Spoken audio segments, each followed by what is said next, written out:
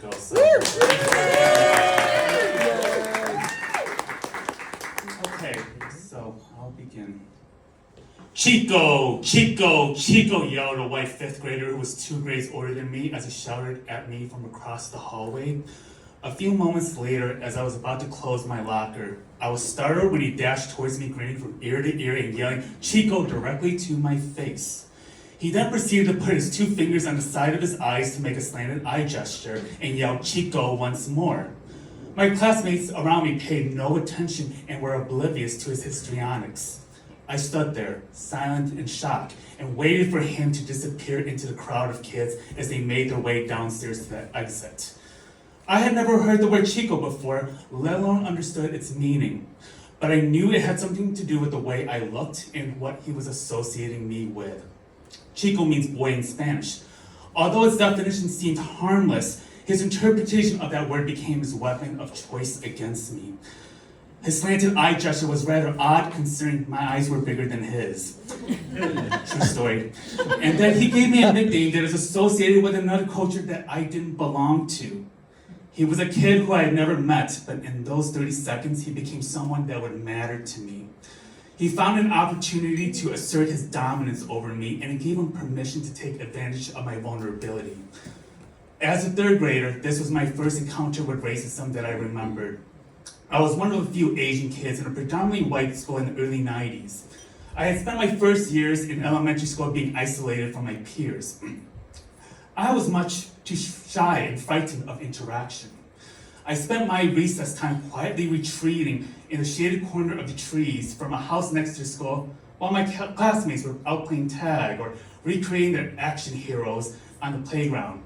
When the day concluded, I sat in my normal spot in the bus towards the middle. I would find out that this kid would be taking the same bus as me.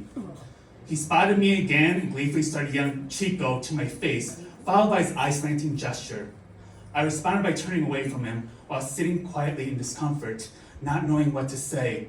The 15-minute bus ride was agonizingly eternal as I was anxiously waiting for the bus to stop in front of my house. This would go on for weeks, and as it did, so did the kid's ability to encourage everyone to greet me with a chorus of Chicos and eye slanting. I continued to feel helpless. Even as a 3rd grader, I couldn't bring myself to let my parents know what was happening. I knew that telling them would throw my mom into a panic and my dad into a rage. My silence was only amplifying his bullying, and I had no one else sticking up for me.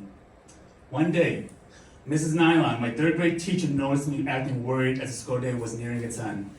I was getting apprehensive to leave the classroom and kept looking over my shoulder as I was getting my belongings out of my locker. She took me aside and asked me if I was okay.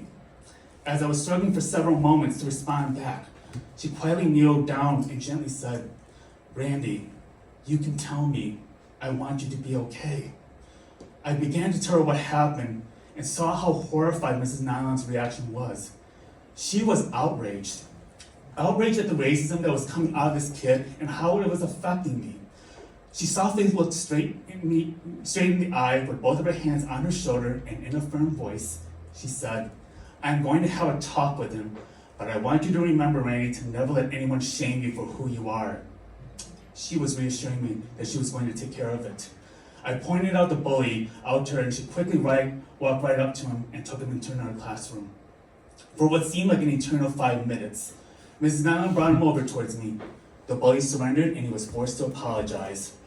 Mrs. Nilan took me aside and said, "What he did to you is never, ever acceptable. I want you to know that I'm here for you." For the first time, I felt that someone had my back. Someone was standing up for me and thought I was worth the protection and love. Mrs. Nilan taught me something about that day. In a world that is often grappling with white supremacy, LGBTQ phobia, and other forms of toxic bullying, she modeled what an ally should look like for me. For a then middle-aged white woman, she saw how much privilege could be to want to dismantle that kid's racist bullying.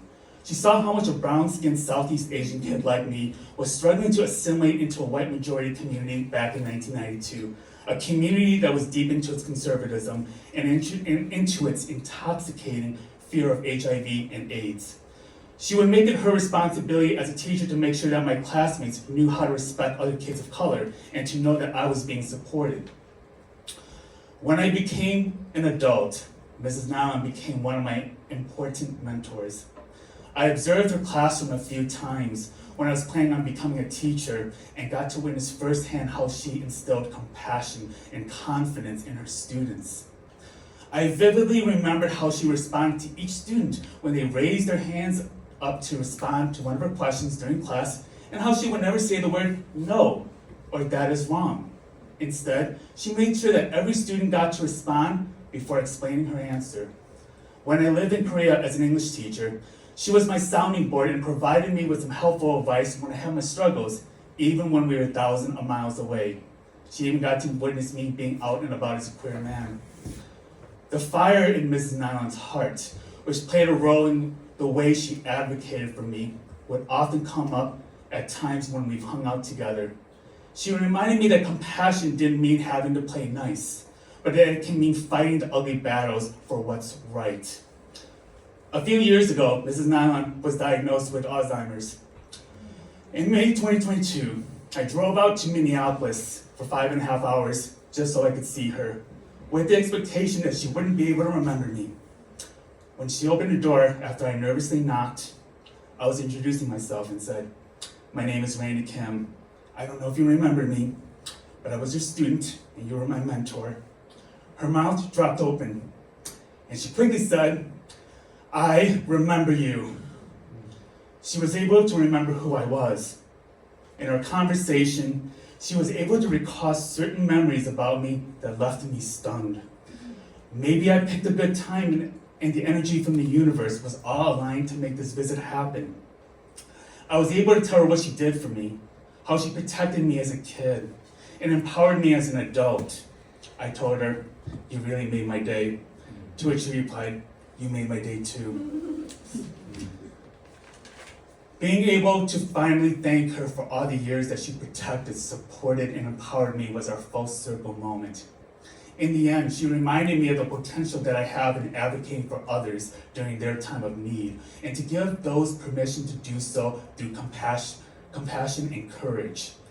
She may have stopped the bullying of that kid, but as I got older, there would be many racist and homophobic abuses that I had to endure from classmates, strangers, and coworkers. However, there would also be many days that I got to stand up for myself and for others who needed it. When I think back to the day that I needed that protection, Mrs. Nilan's answer provided me with a blueprint of what it means to be a trusted ally and to be my own self-advocate, to navigate and resist against a world that is not so welcoming. She made me realize that this act of kind intervention would lead me down a path in which my self-worthiness was not going to be defined by those whose intent is to harm, but that it would be defined by my vision and the people who deserve to be in company with me. Thank you. Yes.